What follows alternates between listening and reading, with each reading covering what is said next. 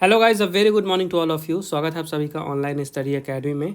आज डेट है 9 अगस्त 2021 और इस वीडियो में हम 8 और 9 अगस्त दोनों ही दिन के इंपॉर्टेंट करंट अफेयर्स कवर करेंगे। साथ ही देखेंगे जितने भी रिलेटेड इंपॉर्टेंट फैक्ट हैं और स्टैटिक जीके हैं। तो आइए जल्दी से शुरू करते हैं।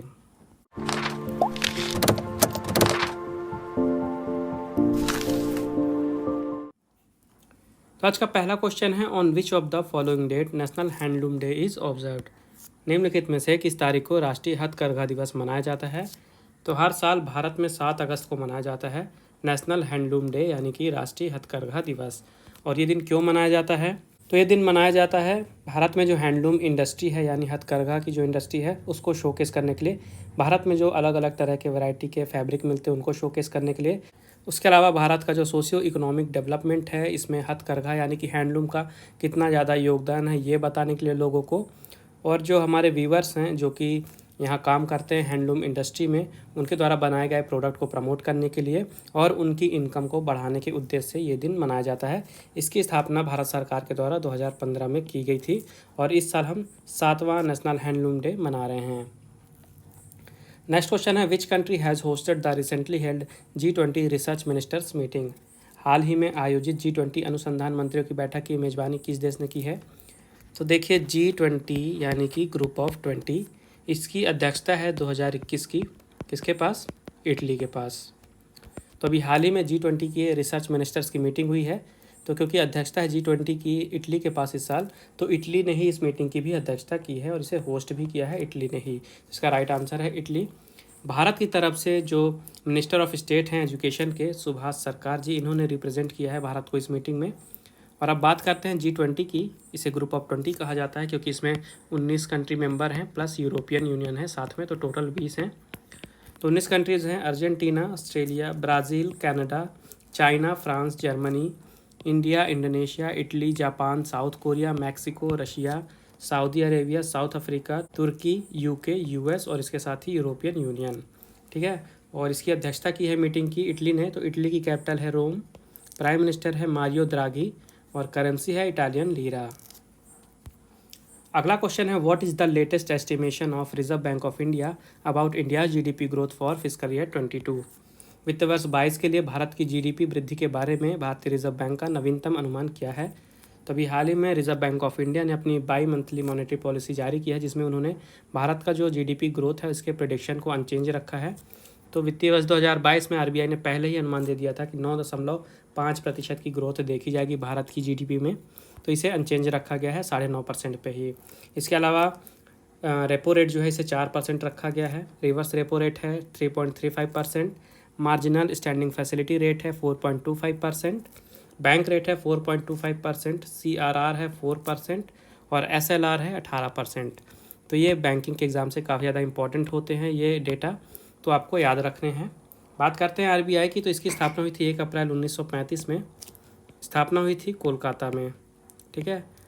इसके बाद यहाँ के गवर्नर हैं शक्तिकांत दास जी प्रेजेंट में, जो कि 25वें गवर्नर हैं और प्रेजेंट में इसका हेडक्वार्टर है मुंबई महाराष्ट्र में। और कोलकाता से मुंबई शिफ्ट हुआ था हेडक्वार्टर 1937 में। अगला क्वेश्चन है, which bank has launched health and wellness savings account. किस बैंक ने स्वास्थ्य और कल्याण बचत खाता शुरू किया है? तो अभी हाल ही में सूर्योदय स्मॉल फाइनेंस बैंक ने शुरू किया है health and wellness savings account और इस अकाउंट का नाम दिया गया है सूर्योदय health and wellness savings account. ठीक है। तो इसमें होगा क्या, कस्टमर सेविंग अकाउंट खुलवा सकते हैं तो उनको सेविंग अकाउंट का बेनिफिट तो मिलेगा ही, साथ ही इनके फैमिली के हेल्थ से रिलेटेड भी इनको बेनिफिट मिलेंगे। जैसे कि इनको हेल्थ इंश्योरेंस मिल सकता है तुरंत ही 25 लाख रुपए तक का, जिसके लिए उन्हें सिर्फ 5 लाख पे करने पड़ेंगे प्रेजेंट में। इसके अलावा उन्हें on call emergency ambulance medical care services भी मिलेगी, मतलब कॉल करते ही इमरजेंसी एम्बुलेंस उनके पास हाजिर होगी और उनको एनुअल हेल्थ केयर पैकेज भी दिया जाएगा। तो उनके फैमिली में 4 लोगों को इस स्कीम के अंडर में कवर किया जाएगा। ये 3 मेजर बेनिफिट मिलेंगे उन्हें। इसके अलावा बात करते हैं सूर्योदय स्मॉल फाइनेंस बैंक की। तो इसके MD और CEO हैं भास्कर बाबू रामचंद्रन और इसका हेडक्वार्टर है मुंबई में। अगला क्वेश्चन है, which countries Mangdechhu hydro electric project has won Brunel medal. किस देश की मंगछेदु जल विद्युत परियोजना ने ब्रूनेल पदक जीता है? तो अभी हाल ही में भूटान के मंगछेदु हाइड्रो इलेक्ट्रिक प्रोजेक्ट ने ब्रूनेल मेडल जीता है। और ये क्वेश्चन इंपॉर्टेंट क्यों है? क्योंकि ये प्रोजेक्ट तो भूटान का है लेकिन ये भारत के सहयोग से बनाया गया है। ठीक है, इस कारण से इम्पोर्टेंट है। तो भारत के सहयोग से बनाया गया भूटान के मंगछेदु जल विद्युत परियोजना ने ब्रूनेल पदक जीता है। और इस प्रोजेक्ट की खासियत ये है कि हर साल ये लगभग 2.4 million ton green house gas emission को कम करेगा। इसी कारण से इसे ये अवार्ड दिया गया है। बात करते हैं भूटान की, तो यहाँ की कैपिटल है थिम्पू, प्राइम मिनिस्टर हैं लोटे शेरिंग और करेंसी है नगल्त्रम। अगला क्वेश्चन है, in which state India's first heart failure bio bank has been set up. Bharat का पहला हार्ट फेलियर बायो बैंक किस राज्य में स्थापित किया गया है। तो हाल ही में केरला में स्थापित किया गया है भारत का पहला heart failure bio bank. Kerala में कहाँ पे किया गया है, तो केरला में Shri Chitra Tirunal institute for medical sciences and technology है, यहीं पे इसे सेटअप किया गया है। तो बायो बैंक के ओपन हो जाने से फ़ायदा क्या होगा, यहाँ पे जो भी हार्ट फेलियर वाले पेशेंट हैं तो उनसे रिलेटेड जेनेटिक, मेटाबोलोमिक और प्रोटियोमिक स्टडीज़ की जा सकती हैं। तो बायो बैंक एक्चुअली में होता क्या है, एक ऐसी बैंक होती है जहाँ पे ह्यूमंस के high quality biological sample collect किए जाते हैं ताकि उनको स्टडी किया जा सके और आगे चल के जो भी समस्या है उनका अच्छे से डायग्नोसिस और ट्रीटमेंट किया जा सके हार्ट फेलियर के लिए। तो इसी का पहला इंस्टीट्यूट शुरू किया गया है भारत में, और कहाँ पे, केरला में। केरला की कैपिटल है तिरुवनंतपुरम, चीफ मिनिस्टर हैं पिनाराई विजयन और गवर्नर हैं आरिफ मोहम्मद खान। अगला क्वेश्चन है, which state has signed MOU with Walmart वृद्धि एंड हक दर्शक फॉर इट्स MSMEs। किस राज्य ने अपने MSMEs के लिए वॉलमार्ट वृद्धि और हकदार के साथ समझौता ज्ञापन पर हस्ताक्षर किए हैं। तो अभी हाल ही में हरियाणा सरकार ने वॉलमार्ट वृद्धि और हकदार के साथ वहाँ की जो MSMEs हैं उनके डेवलपमेंट के लिए एक एग्रीमेंट साइन किया है। तो वॉलमार्ट वृद्धि क्या है, ये एक ग्रोथ और ट्रेनिंग प्रोग्राम्स है जो कि MSMEs के लिए डिज़ाइन किया गया है। और हक दर्शक क्या है, ये एक टेक्नोलॉजी प्लेटफॉर्म है। तो इन दोनों के साथ ही MOU साइन किया गया है हरियाणा सरकार की तरफ से। और जो भी वहाँ के प्रोडक्ट अवेलेबल होंगे हरियाणा में, जो भी MSMEs हैं उनके जो प्रोडक्ट होंगे उनको इंटरनेशनल मार्केट तक पहुँचाने के लिए ई-कॉमर्स के माध्यम से ये MOU साइन किया गया है। इसके अलावा हरियाणा के जो चीफ मिनिस्टर हैं मनोहर लाल खट्टर जी, उन्होंने मुख्यमंत्री अंत्योदय परिवार उत्थान योजना के एक एप्लीकेशन और एक वेब पोर्टल को भी लॉन्च किया है। ठीक है, तो 2 पॉइंट आपको याद रखने हरियाणा से। हरियाणा की कैपिटल है चंडीगढ़, चीफ मिनिस्टर हैं मनोहर लाल खट्टर और गवर्नर हैं बंडारू दत्तात्रेय। अगला क्वेश्चन है, who has been approved by RBI to be reappointed as non executive chairman of RBL bank. RBI ने RBL बैंक के गैर कार्यकारी अध्यक्ष के रूप में किसे फिर से नियुक्त करने की मंजूरी दी है। तो अभी हाल ही में रिजर्व बैंक ऑफ इंडिया ने प्रकाश चंद्रा को अप्रूवमेंट दे दिया है कि ये RBL बैंक के नॉन एग्जीक्यूटिव चेयरमैन के रूप में फिर से रीअपॉइंट किए जाएंगे। तो आने वाले 3 सालों के लिए इनका कार्यकाल और बढ़ा दिया गया है। इनका कार्यकाल शुरू होगा 3 अगस्त 2021 से और आने वाले 3 सालों के लिए ये फिर से रीअपॉइंट हो गए हैं RBL बैंक के नॉन एग्जीक्यूटिव चेयरमैन। तो जो RBL बैंक है इसको पहले रत्नाकर बैंक के नाम से जाना जाता था। यहाँ के MD और CEO हैं विश्ववीर आहूजा। हेडक्वार्टर है इसका मुंबई महाराष्ट्र में। इसकी स्थापना की गई थी 1943 में और इसकी टैगलाइन है अपनों का बैंक। अगला क्वेश्चन है, which regulatory body has allowed payments bank to act as investment bankers. किस नियामक संस्था ने भुगतान बैंकों को निवेश बैंकर के रूप में कार्य करने की अनुमति दी है। तो अभी हाल ही में सेबी यानी कि securities and exchange board of India ने अलाउ कर दिया है कि जो पेमेंट बैंक्स हैं ये इन्वेस्टमेंट बैंकर की तरह काम कर सकते हैं। ठीक है, सेबी याद रखिएगा। तो इन्वेस्टमेंट बैंकर क्या होते हैं, तो इन्वेस्टमेंट बैंकर जो होते हैं ये गवर्नमेंट या फिर उसके अलावा जो बड़ी बड़ी ऑर्गेनाइजेशन होती हैं इनको फाइनेंशियली सुझाव देते हैं कि किस तरह से जो इनके क्लाइंट हैं उनका ये पैसा फंड है जो उनको रेस कर सकते हैं, उसे और भी ज़्यादा बढ़ा सकते हैं, कहाँ इन्वेस्टमेंट करना है, किस तरह से इन्वेस्ट करना है। तो ये सारे सुझाव देने का काम करते हैं इन्वेस्टमेंट बैंकर्स। तो सेबी ने अभी अलाउ कर दिया है कि जितने भी नॉन शेड्यूल पेमेंट बैंक हैं जिनको RBI के द्वारा पहले ही अप्रूवल मिल चुका है तो अब वो बैंक इन्वेस्टमेंट बैंकर्स की तरह काम कर सकते हैं। तो जो सेबी है securities and exchange board of India, इसकी स्थापना हुई थी 1992 में। हेडक्वार्टर है मुंबई में और एजेंसी एग्जीक्यूटिव हैं यहाँ के अजय त्यागी जी। नेक्स्ट क्वेश्चन है, who has launched PM Daksh mobile app and portal. PM Daksh mobile app और पोर्टल किसने लॉन्च किया है। तभी हाल ही में वीरेंद्र कुमार जी ने लॉन्च किया है PM दक्ष नाम का मोबाइल ऐप भी और एक पोर्टल भी। ठीक है, याद रखिएगा, ऐप भी है और पोर्टल भी है। सबसे पहले वीरेंद्र कुमार जी कौन है ये जानिए। ये हमारे सोशल जस्टिस और एम्पावरमेंट के यूनियन मिनिस्टर हैं और इन्होंने PM दक्ष पोर्टल और मोबाइल ऐप लॉन्च किया है। PM दक्ष का फुल फॉर्म है प्राइम मिनिस्टर दक्षता और कुशलता संपन्न हितग्राही योजना। ठीक है, प्राइम मिनिस्टर दक्षता और कुशलता संपन्न हितग्राही, ये पीएम दक्ष का फुल फॉर्म है, और इसके आगे योजना लगा दीजिए। तो ये जो पोर्टल और एप्लीकेशन है इसका काम क्या होगा, तो जितने भी स्किल डेवलपमेंट स्कीम हैं, तो छोटे मोटे ग्रुप हैं जैसे कि बैकवर्ड क्लास हैं, शेड्यूल कास्ट है, या जो भी सफाई कर्मचारीज हैं, तो उनको आसानी से ये स्कीम का फ़ायदा मिले, वो इसे एक्सेस कर पाएँ। इस कारण से ये मोबाइल ऐप और पोर्टल लॉन्च किया गया है।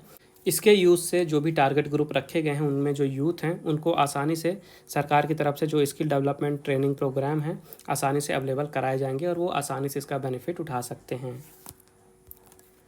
अगला क्वेश्चन है, what is the new name given to Rajiv Gandhi Khel Ratna award.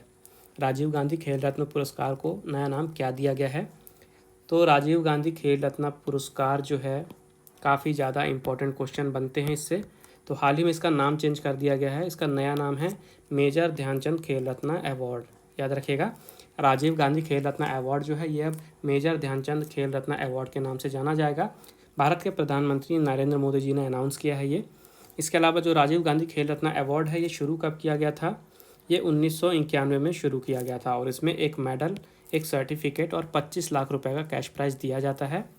और सबसे पहले रिसिपेंट कौन थे राजीव गांधी खेल रत्न अवार्ड के, मतलब सबसे पहले ये अवार्ड दिया किसे गया था, तो भारत के चेस लेजेंड विश्वनाथन आनंद को सबसे पहला राजीव गांधी खेल रत्न अवार्ड दिया गया था। ये पॉइंट इंपॉर्टेंट है, ये भी आपको याद रखना है। अगला क्वेश्चन है, which Indian athlete has won gold medal in javelin throw at Tokyo Olympics. Tokyo Olympic में भाला फेंक में किस भारतीय एथलीट ने स्वर्ण पदक जीता है। तो काफ़ी हिस्टोरिकल मोमेंट है ये, भारत के लिए काफ़ी गर्व की बात है। भारत को टोक्यो ओलंपिक्स में फाइनली गोल्ड मेडल मिल गया। तो भारत के नीरज चोपड़ा ने जेवलिन थ्रो में टोक्यो ओलंपिक्स में गोल्ड मेडल दिलाया है भारत को।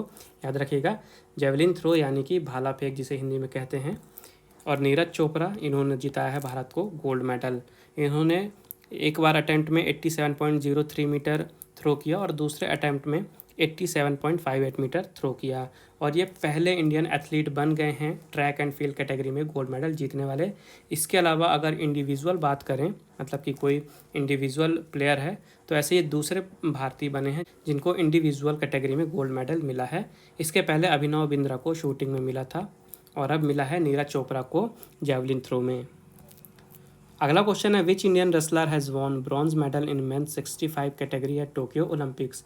किस भारतीय पहलवान ने टोक्यो ओलंपिक में पुरुषों के 65 किलोग्राम वर्ग में कांस्य पदक जीता है। तो बजरंग पुनिया ने जीता है टोक्यो ओलंपिक में पुरुषों के 65 किलोग्राम वर्ग में ब्रॉन्ज मेडल यानी कांस्य पदक। याद रखिएगा, बजरंग पुनिया। इसके अलावा रवि कुमार दहिया, तो मैंने आपको बताया था पिछले वीडियो में कि इन्होंने भारत को सिल्वर मेडल दिलाया था रेसलिंग में ही, और अब ब्रॉन्ज मेडल दिलाया है बजरंग पुनिया ने मेंस के फ्री स्टाइल 65 किलोग्राम कैटेगरी में। नेक्स्ट क्वेश्चन है, who has won the FIDE world cup 2021।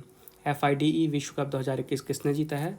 तो देखिए FIDE क्या बताता है यहाँ पे, ये चेस की गवर्निंग बॉडी है जो कि all over the world chess के टूर्नामेंट ऑर्गेनाइज कराती है, रूल्स और रेगुलेशन बनाती है, कंट्रोल करती है all over the world chess को।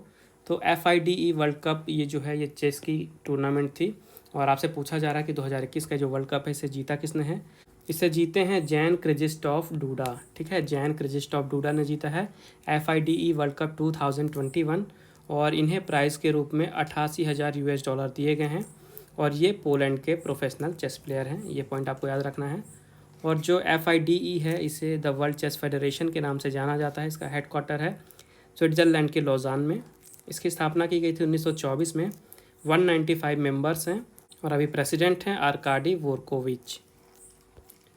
अगला क्वेश्चन है, who has authored the book a Begum and a Rani Hazrat Mahal and Lakshmibai in 1857।